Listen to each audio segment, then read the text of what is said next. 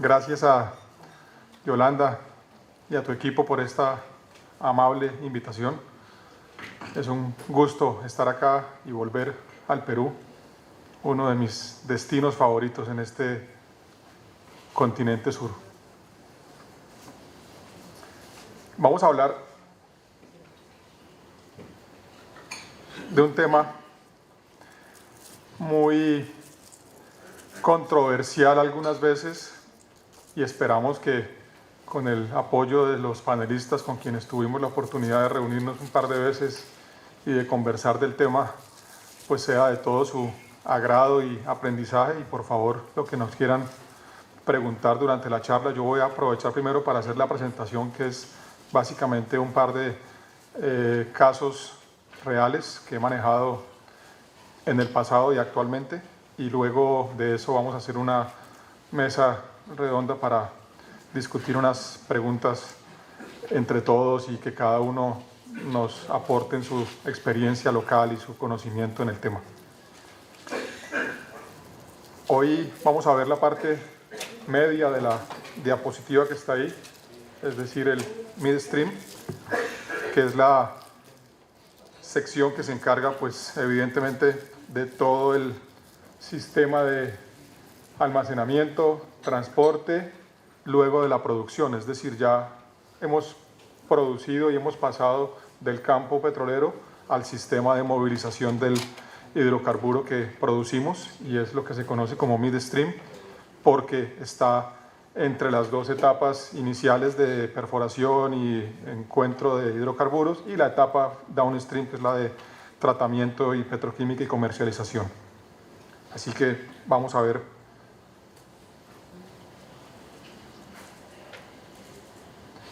Este es el temario que tenemos preparado para esta presentación, básicamente los riesgos asociados en oleoductos o gasoductos, un ejemplo de un siniestro real en México, un ejemplo siniestro real en Colombia, y las preguntas o comentarios que puedan tener ustedes antes de que pasemos a la mesa redonda. En esta parte de los riesgos podemos encontrar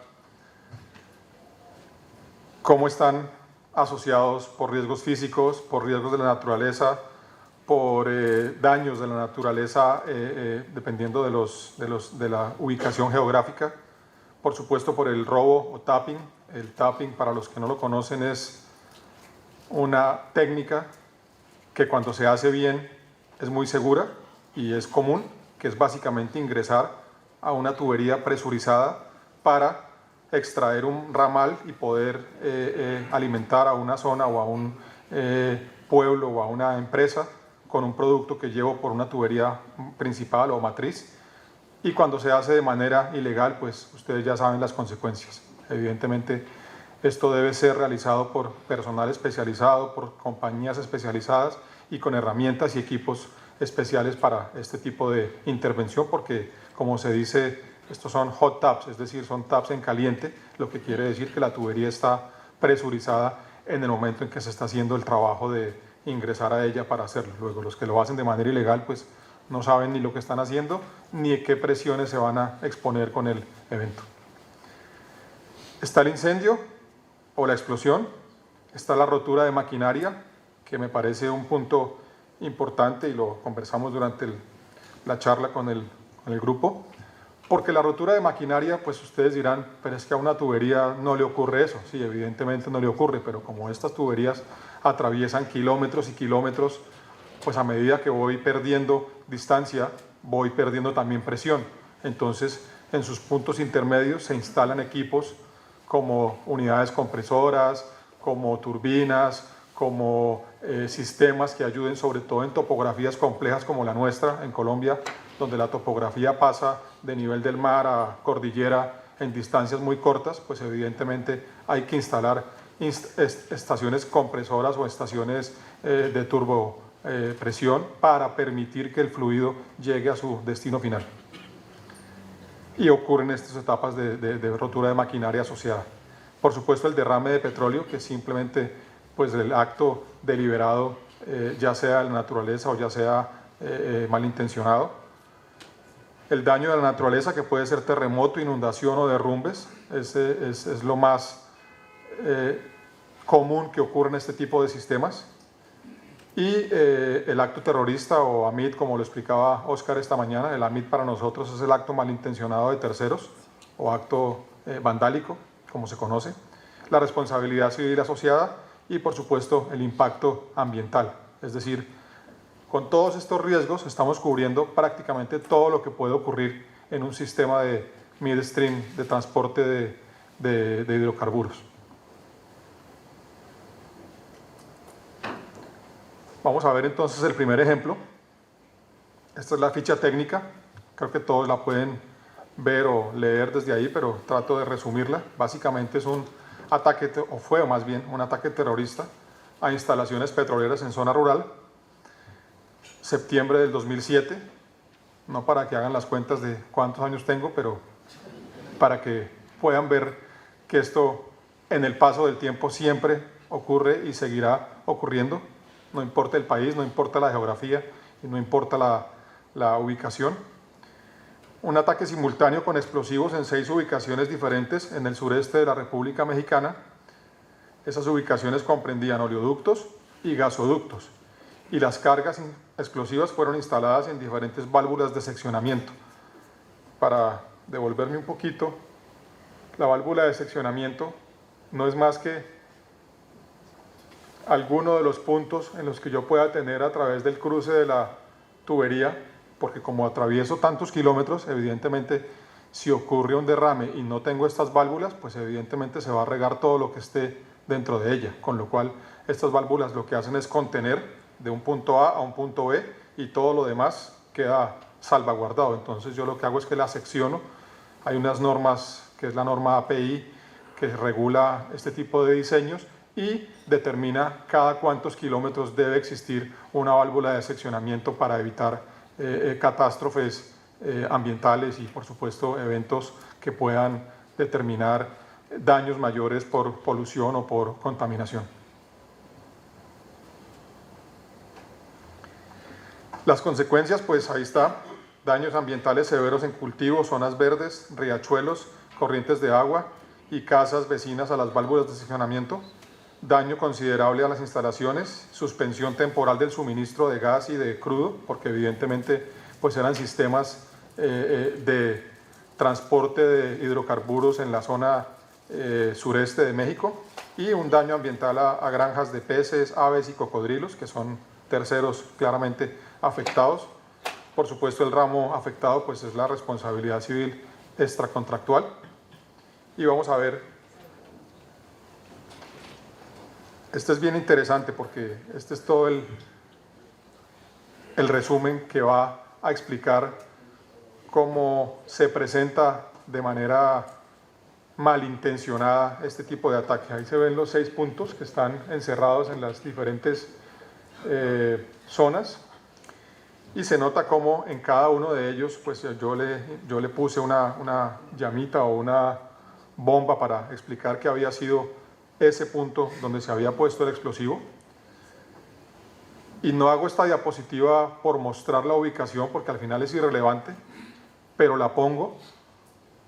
porque resulta que en esta póliza, con lo que hablábamos también esta mañana y con lo que se hablaba en el tema de responsabilidad civil en Chile y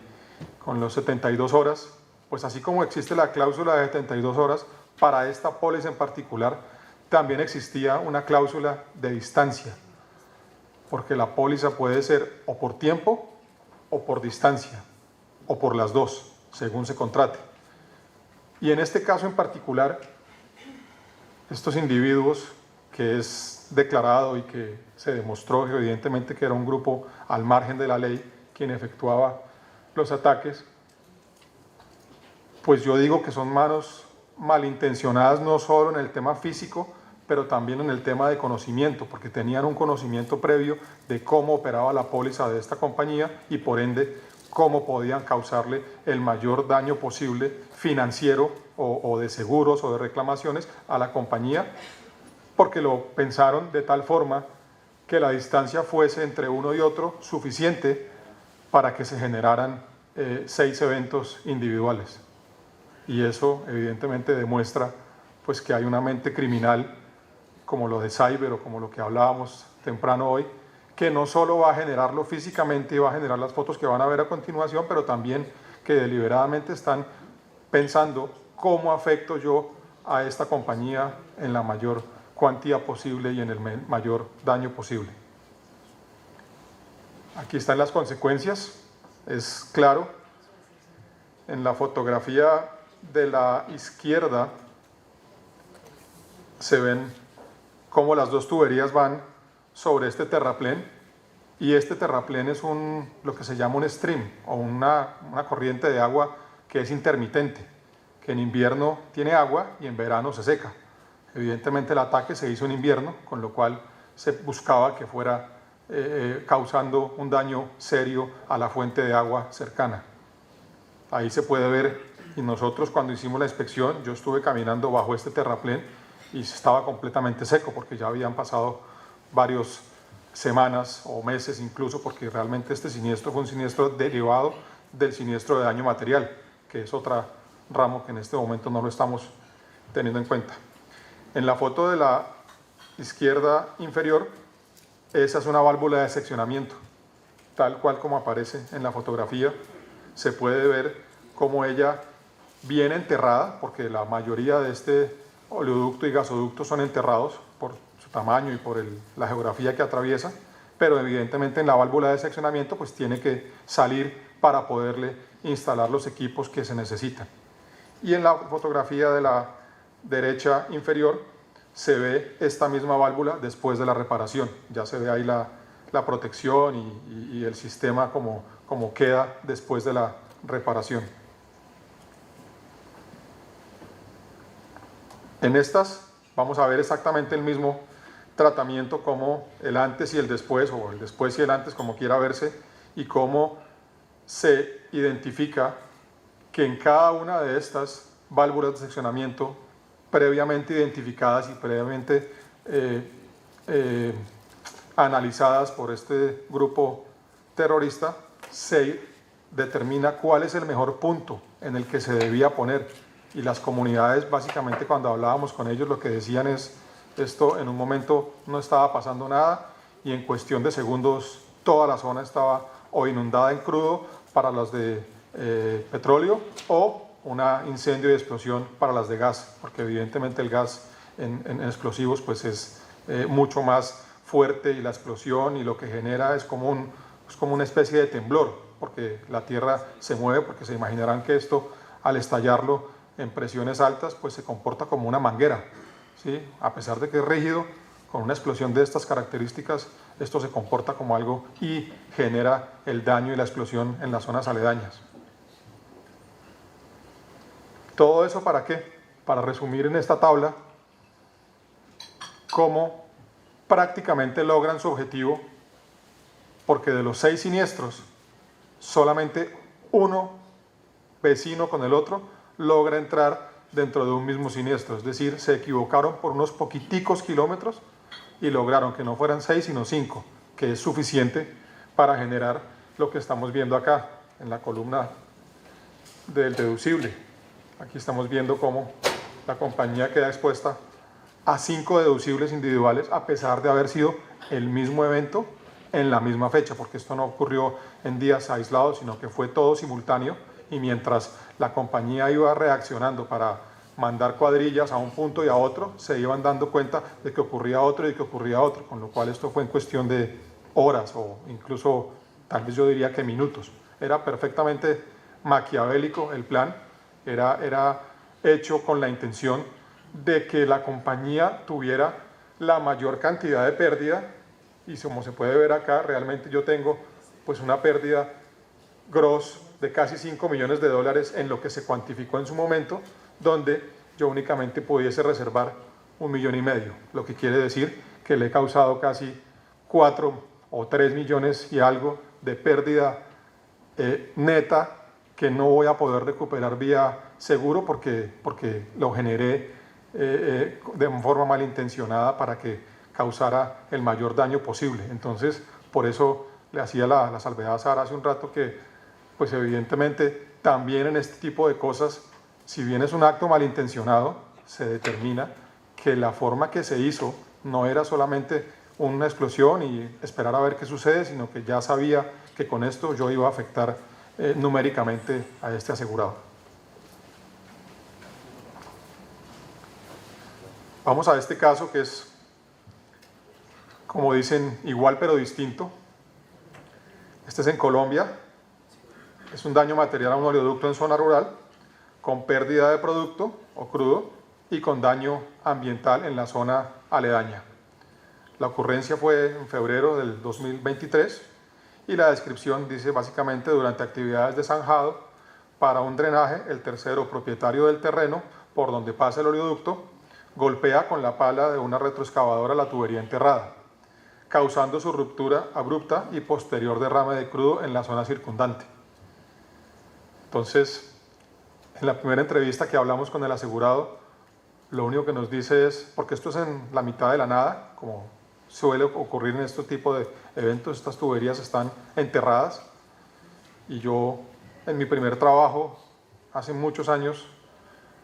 en Colombia, tenía un jefe que decía, porque trabajaba en una compañía que por aquí, está por acá en Perú en esta semana, por alguna razón, y me los encontré a todos en el avión, o a varios de ellos, Promigas, que está aquí en Perú y tiene una operación muy grande aquí en Perú,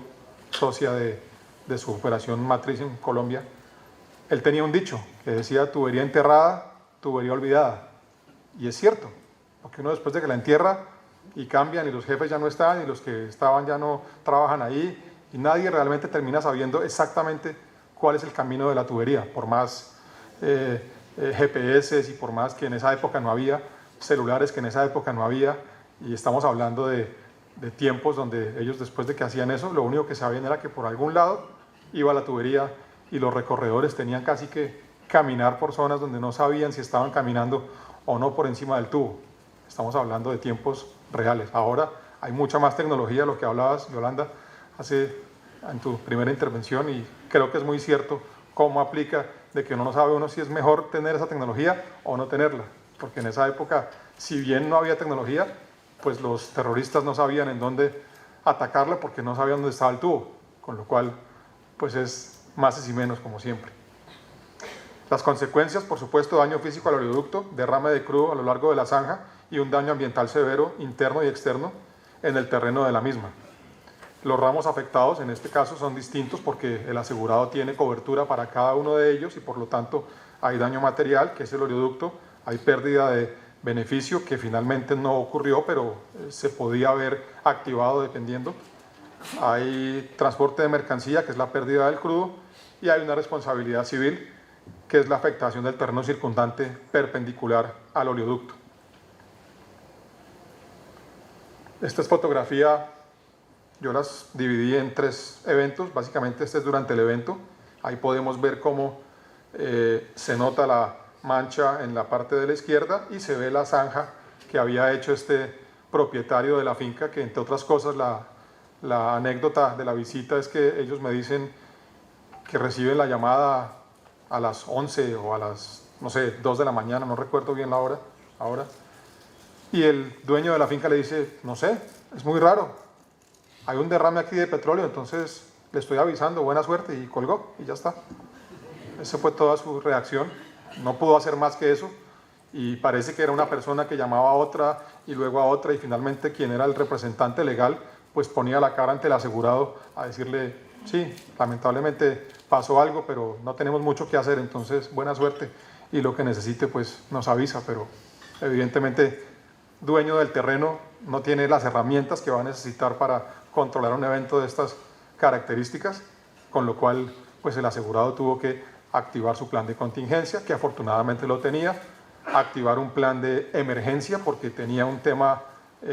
operacional que lo iba a detener y que lo iba a poner en riesgo, y pues activar todos sus protocolos tanto en su sede Colombia como en su casa matriz. Después viene durante la visita, ya aquí podemos ver la misma zanja, en la cual evidentemente en la primera superior izquierda vemos la tubería ya reparada, ahí tiene su corte es un pedazo como de esta soldadura a esta más o menos, lo que le demuestra a uno que es increíble que un daño tan pequeño y un pedazo de tubo tan insignificante, porque esto no vale más de $5.000 a lo mucho o $10.000, pueda causar un evento de la magnitud a la que pudo haber estado o a la que ha estado expuesto este cliente por una situación pues repentina porque lo fue, accidental porque lo fue y súbita porque pues evidentemente el señor solo hacía su zanjado, entre otras cosas. El zanjado, uno se preguntará, pero ¿para qué hace esto? Pues es muy sencillo, es una zona como lo que hablábamos aquí también del Perú, Colombia no es muy distinto, donde en esta región de Colombia llueve 6 meses y hay 6 meses de sequía. Entonces esto ocurrió durante la sequía, afortunadamente, que es lo que más le ayudó en este caso al asegurado a que no fuera un evento mucho más serio y catastrófico de lo que pudo ser, porque evidentemente este señor lo que hacía era, aprovechando que estaban en verano, para abrir la zanja y prepararse para la llegada del invierno, cuando se le inundara su cultivo, que lo pensaban sembrar en palma africana, y básicamente drenar todas las aguas, lluvias inundables a través de esta zanja. Luego, el trabajo que iba a hacer era un trabajo lógico, era un trabajo válido, tenía señalizaciones y aún así pues las ignoró o pasó por encima, o el contratista que utilizó ni siquiera se percató de leer que ahí decía peligro, tubería, no pase, en fin, cualquier señal que le pusieran iba a ser irrelevante porque seguramente el maquinista de la excavadora tendría unos audífonos y estaría viendo un partido de fútbol, con lo cual no es nada extraño que hubiese sido que iba a ocurrir sí o sí, y eso es lo que demuestran las fotos. Ahí vemos en la de la derecha ya los camiones de vacío extrayendo lo que más puedan del crudo contaminado en la zona de la zanja. Esto es una zanja de por lo menos 1,5 kilómetros, que es una distancia considerable, y lo único que puede verse en alguna de estas fotos, que la verdad no sé cuál, tal vez es la 3 o bueno sí, aquí en esta de hecho, por acá como en este punto, este es el tubo y el fluido va hacia allá o se desplaza en esta dirección. En alguno de estos, tal vez esté en la siguiente, lo que hace el asegurado, lo primero que hace es tratar de rellenar la zanja en varios y dividirla los 2 kilómetros o 1,5 kilómetros en varias zanjas pequeñas, rellenando con tierra de tal manera que yo contenga, es como crear unas barreras contenedoras perpendiculares a la zona de la zanja, con lo cual lo que busca con esto es que si sigue fluyendo crudo, pues se llene hacia arriba, pero que no se desplace longitudinalmente. Y eso es realmente el éxito y la gestión que yo más rescato de esta acción, porque al final del día, cuando ocurre algo como esto, por más que haya un plan de contingencia, cada vez que ocurre un evento es distinto y no se puede mirar en el evento anterior qué hice bien o qué hice mal, porque aquí no tenían cómo prepararse porque ni al sitio había acceso. Si ustedes se dan cuenta, esto es en la mitad de la nada y la tubería estaba en una zona de una finca, pero nadie tenía acceso real y lo primero que tuvieron que hacer en horas de la madrugada fue meter una retroexcavadora para abrir el camino y que el personal pudiera llegar. Eso fue la primera acción, que era algo en costos muy alto y que de otra manera no se hubiera requerido hacerlo. Este es durante la reparación.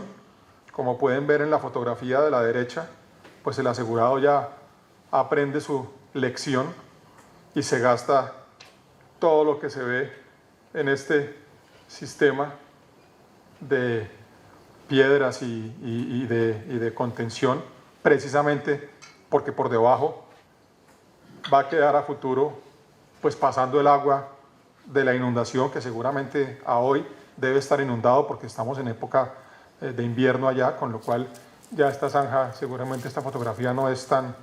reciente, es del transcurso del año, pero previo a la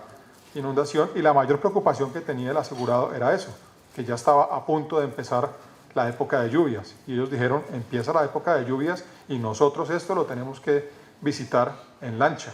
porque es que se inunda de verdad que un vehículo no entra, con lo cual la preocupación era, vamos a hacer esta reparación y ya después tendrán que buscar lo que le explicábamos nosotros, la manera de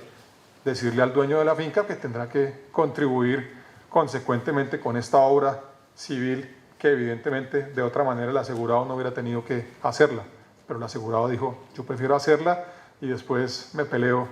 con los abogados o con quien sea, entre otras cosas, porque pues esta persona propietaria de la finca tiene 6 o 7 de las mismas y un poder en la región muy fuerte, y es un cliente no fácil para negociar porque evidentemente pues tiene poder económico y poder en la zona, con lo cual iba a ser mucho más difícil para ellos la negociación, y seguramente la parte de la reparación que ellos incurrieron, pues tendremos que entrar a analizar qué le corresponde a cada parte y qué podría la póliza responder de una o de otra, porque evidentemente para mí técnicamente no es una mejora, porque el pedazo de tubo es el mismo,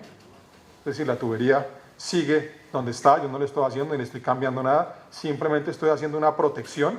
para que si algún día algún otro pone una retroexcavadora, pues se va a encontrar con estas piedras y seguramente se va a dañar su equipo antes de llegar a la profundidad donde está la tubería.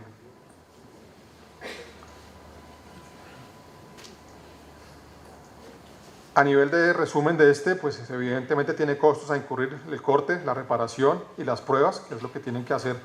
en el oleoducto para volverlo a poner en servicio. Los camiones de vacío y carrotanques que los vimos en las fotos, la recolección del crudo contaminado, la recolección del material contaminado, que es diferente, porque yo puedo recoger el crudo líquido, aunque esté contaminado de terreno, pero la mayoría es líquido, en emulsión por supuesto, y el material es simplemente el que queda impregnado a las paredes de la zanja, que se penetra, porque evidentemente es una zona porosa que permite que el crudo fluya hacia adentro de la zanja, con lo cual ese material hay que retirarlo y hay que hacerle una biorremediación de material, que es tal vez uno de los procedimientos más costosos en el tema de responsabilidad civil de terrenos. Las obras civiles para la mejora de la zanja, que es la fotografía que les expliqué, y el tema logístico de personal, de vigilancia, de materiales y de consumibles. Con esto quiero cerrar la parte de la intervención de mi presentación, demostrando cómo dos siniestros tan distintos tienen unas consecuencias muy similares, como un ataque terrorista es totalmente distinto de un error humano, porque es un error humano que seguramente el asegurado, el tercero no lo hizo deliberadamente y no dijo yo quiero romper aquí porque aquí pasa la tubería de este cliente y yo no me llevo bien con este cliente y le voy a causar un derrame. No, seguramente no estaba en su mente hacerlo, ni mucho menos, pero después de que ocurre, pone en aprietos al asegurado y lo pone a hacer acciones y ejercicios innecesarios para ellos, que de otra manera lo que ellos decían es tendremos que empezar nuevamente con un plan de divulgación y ese plan de divulgación evidentemente no está asegurado, pero le va a costar un dinero importante porque son 90 o 100 kilómetros en una zona rural, y empezar a educar otra vez a la población de terrenos y de fincas que allá cambian de manos frecuentemente, con lo cual se compran y se venden. Entonces muy seguramente los gastos que va a incurrir este asegurado de divulgación y de preparación y de todo eso, pues los va a tener que asumir prácticamente de su bolsillo. En el otro siniestro del tema terrorista es exactamente igual. Hay una cantidad de cosas que, a pesar de que la póliza era amplia y que tenía muchas opciones de cobertura, evidentemente había muchos temas de discusión, como los famosos cocodrilos o como los famosos peces, porque evidentemente cuando matas un cocodrilo, pues es el mejor que tenía y el que más me costaba y el que mejor iba a vender. Eso es lo que el cliente afectado dice, ¿no? Siempre el afectado, su res o su pescado o su cultivo es el mejor que iba a sacar cuando se lo dañas, ¿sí? Esa es la lección que hemos aprendido en esta industria y que nos hemos dado cuenta de cómo, y al final puede que tenga la razón, nadie es juez para decirle con qué criterio, muy seguramente tengan sus análisis, pero el problema es que para ellos